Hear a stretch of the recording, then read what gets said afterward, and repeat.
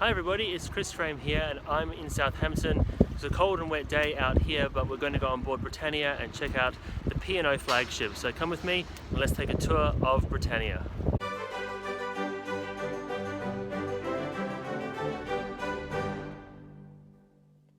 And if you enjoy videos like this, I invite you to subscribe to my channel. It's full of other videos like this one, including tours of Oriana, Aurora, Queen Elizabeth, Queen Mary II, and many, many more.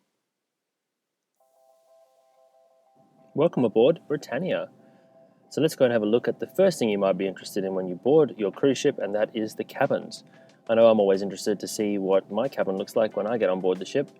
Britannia is interesting because she doesn't have any standard outside cabins. In fact, they're all either inside cabins with no view or balcony cabins, which you can see here. And this is because of the ship's design, where all of the cabins with a view are above the lifeboat deck, giving a great deal of space for the balconies.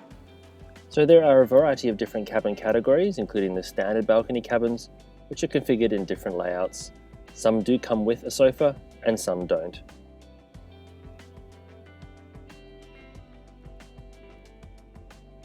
Britannia also has a selection of inside cabins, and these are cabins that are very similar in standards to the balconies, but a little bit smaller and don't have a view. We head up to B deck and the cabins start to get pretty special here. This is the superior Deluxe balcony cabin, and it has a lot more space than the standard balcony cabins. It has a separate seating area, a very spacious bedroom, and a beautifully appointed bathroom, as well as a shower over bath. So whether you prefer to take a shower or prefer to take a bath, you will be satisfied here in the superior Deluxe cabin category. In terms of the suites, well, all of the suites have names that are named after old P&O and Orient line ships, famous ships such as the Artemis, which you could see in this cabin.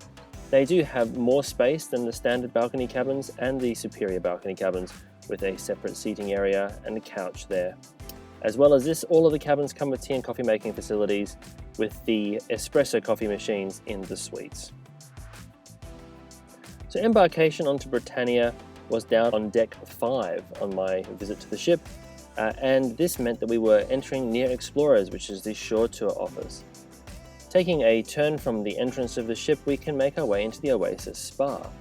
The Oasis Spa is located on deck 5, unlike many cruise ships, which usually have the spa up the front with a sweeping view over the forward end of the ship. Britannia's utilizes a space low down in the ship. There is still views from windows that look out onto the ocean, but the spa facility itself is extremely large and has lots of different amenities, including treatment rooms, a small lecture theatre, and places for people to enjoy massages and other therapies. The location in the ship means that they can utilize a lot of space, and so it was a very spacious, very well appointed area. Now let's head up one of Britannia's many staircases to have a look at the dining options on board the ship.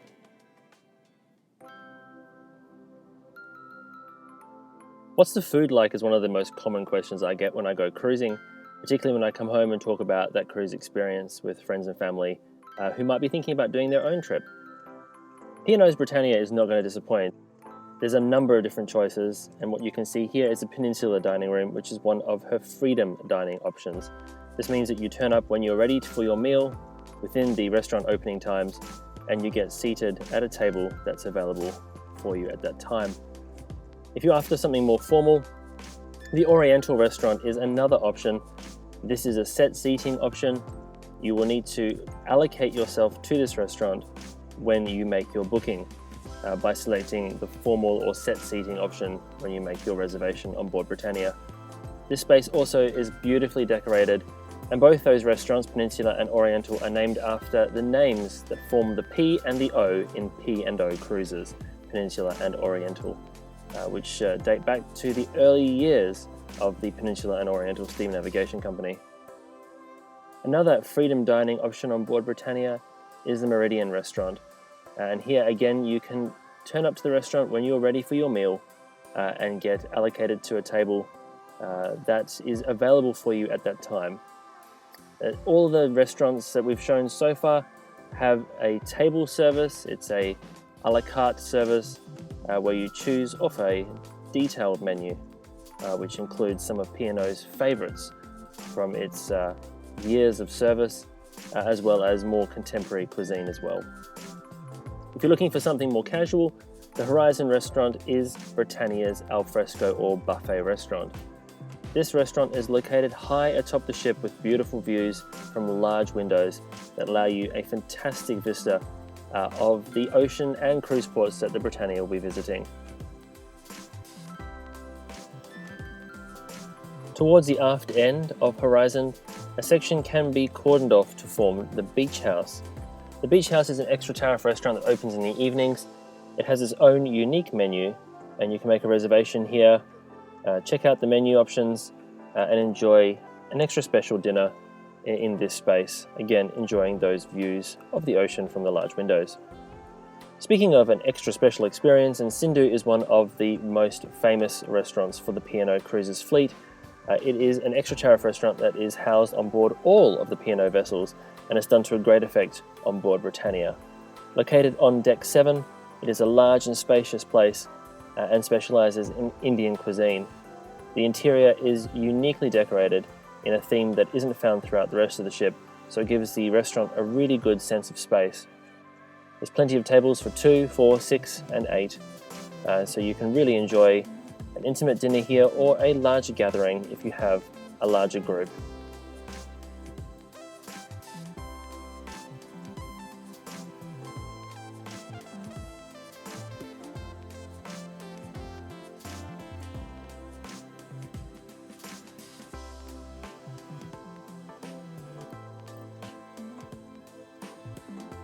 Britannia offers a number of different casual and alfresco dining experiences, including the Lido Pool Grill, which is an open deck restaurant where you can get fresh to order grill food, including burgers and other snacks that you might enjoy around the swimming pool.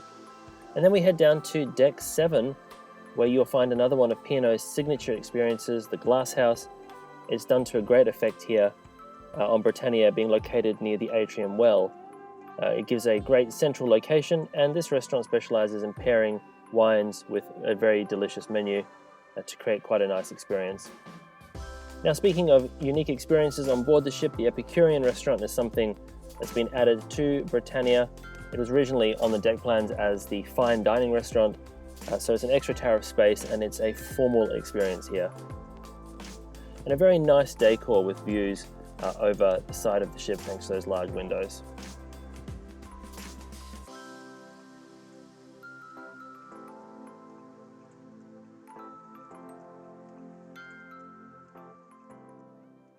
So let's check out some of the entertainment options on board the Britannia, and no cruise would be the same without all the entertainment that's available for passengers to enjoy. Britannia's signature entertainment space is the Headliners Theatre.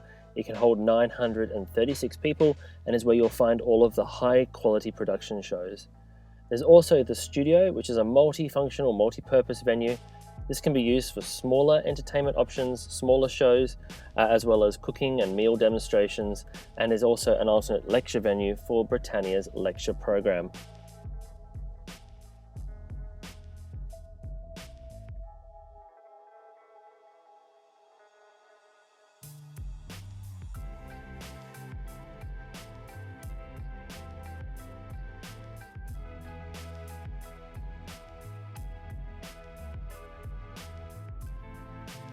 If cabaret shows or live comedy are more your style, then you'll enjoy the Live Lounge, located at the aft end of Deck 7. This is one of Britannia's main evening entertainment venues, and you'll find an intimate space, even though the room is very large. And this is made possible thanks to the split level arrangement that they've created here, with the seating placed throughout the room. The backlit wall panels and lighting gives it a sense of something special is about to happen here, and you'll get drink service from the nearby bar or a table service before the show starts.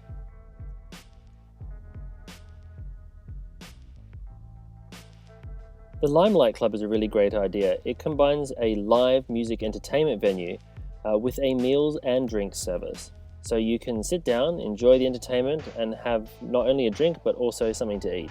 It's a very popular place on board Britannia. Now, if you're into dancing, head to the Crystal Room. The large dance floor here is extremely popular, on the sea days, particularly in the evenings, and there's a drink service as well, and lots of tables and chairs for you to sit down at. Now let's head up on deck and have a look at some of Britannia's on-deck amenities. This includes a series of swimming pools, such as the Lido Pool, which is located near the Lido Grill. And here you can also find afternoon tea served when the ship is sailing in pleasant weather. Like all P&O ships, the Britannia has an ice cream bar, and it's served by Jude's Ice Cream. Another one of the large swimming pools on board the ship is the Riviera Pool, and here it's located just aft of the Lido Pool with a view of Britannia's giant blue funnel. In fact, Britannia has two funnels, both of them painted blue, and she was the first ship to be designed for P&O with the blue funnel colour in mind. This of course replaced the buff coloured funnels that had been famous for P&O. Let me know which you prefer in the comments below. The Reef is the kids' entertainment area, and children and teens will really enjoy the amenities here. Not only is there a great deal of outdoor entertainment space on board the ship for the children to enjoy, but there's also indoor entertainment spaces and cruise staff who are specially trained to look after the kids.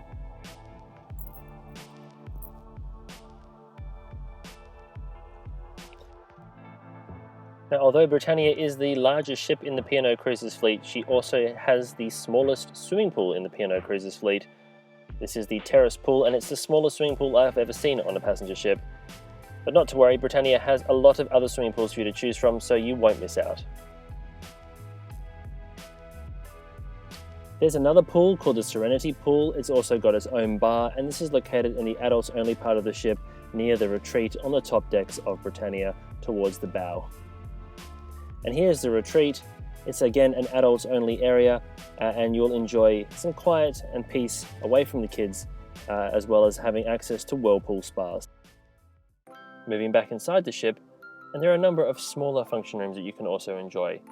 The Ivory Suite is used for renewal of vow ceremonies, as Britannia, being registered in Southampton, cannot host weddings on board. The other small function room on board the ship is the Marlowe Suite, and it's named after former P&O Cruises leader Carol Marlowe. It's used to hold small functions, small events as part of the enrichment program, as well as card games. I was really happy to see a reference to Brodie McGee Wilcox in the name of Brodie's Bar on board Britannia.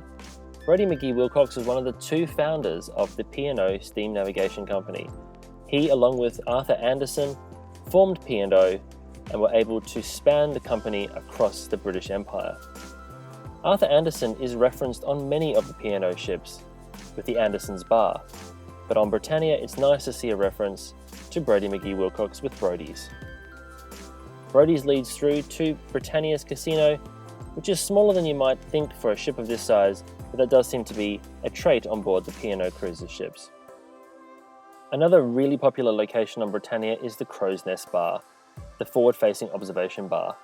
This is a trait of P&O Cruises ships, and it was found on board P&O's Canberra, one of the most famous ships of the P&O Cruises fleet. The Crow's Nest on board Britannia is beautifully decorated in a nautical theme. It has magnificent views over the bow of the ship, as well as the port and starboard sides, and there's attentive bar service and comfortable seating throughout this space.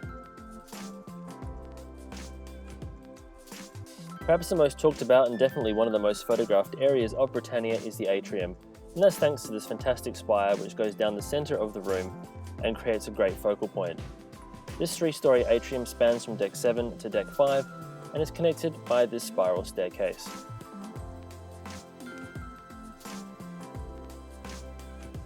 Throughout the atrium area you'll find a variety of different dining options, including the Java Cafe, which has a view over the atrium well, and coffee thanks to Costa Coffee.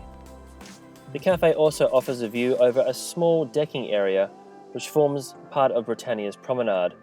Unlike most cruise ships, Britannia does not have a proper promenade deck or a boat deck of any kind. On the deck 5 level of the atrium you'll find the art gallery, which has on display art from a number of different artists. If you make a purchase on board the ship, the art will be shipped to your home.